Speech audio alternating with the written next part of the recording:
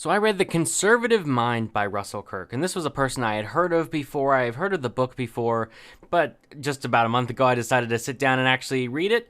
I found a copy of it for cheap, and this is a big book. It's 700 pages around that, and there's quite a lot to it. It's pretty much the entire ideological history of conservatism as we know it today, Western conservatism, whatever you want to call it.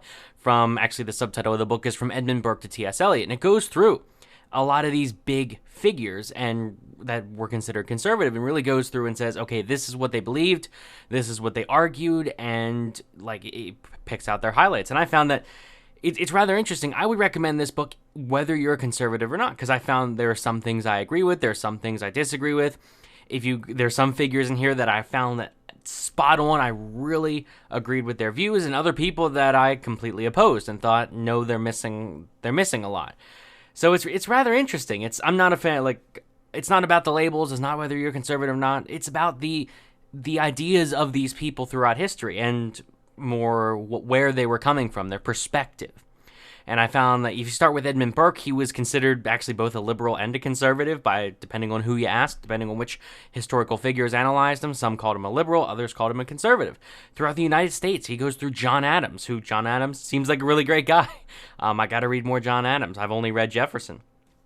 He briefly touches on Hamilton. He goes through John Randolph of Roanoke, who John Randolph, in my opinion, is a fantastic dude. I got to read more of his stuff too, along with John C. Calhoun. Followed up with him, also seemed pretty great guy, and goes through just Macaulay and just so many other people. He addresses Tocqueville, the liberal conservatives there. And he goes all the way up to the present day, to the present day of his time, which I should say was T.S. Eliot around the 50s and 60s when he actually published the book. So it is something that I highly recommend. This is a must-read book to understand the views of the world.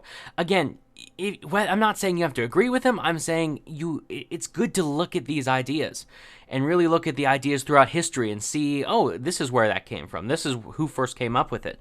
This is a different perspective you've never heard of before. Or if you are conservative, this is where your ideas came from, that kind of thing.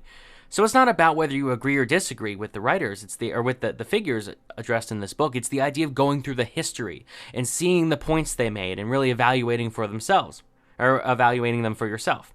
So I do highly recommend, highly recommend. If I were to put a top maybe 10 of the best books I ever read, this one would most likely be there around number 10.